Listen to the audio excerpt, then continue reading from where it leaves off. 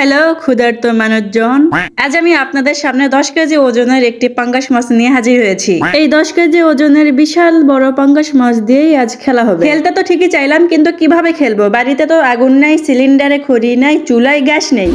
Wait, বাড়ির উপর টিনের চাল আপনাদের অপ্রিয় আপু এমন ভাবে পাঙ্গাস মাছ ভেজে দেখাবে যা মনে থাকবে চিরকাল।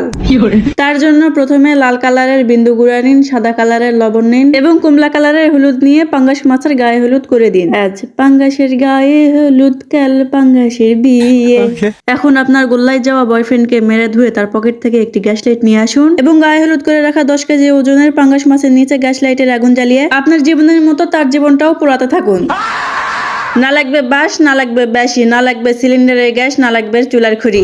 শুধু বিড়ি খেতে গ্যাস লাইট লাগে না রে ভাই, এভাবে মাছ ভাজা খেতেও গ্যাস লাইটের দরকার পড়ে। এই জন্য বি পজিটিভ, থিঙ্ক পজিটিভ।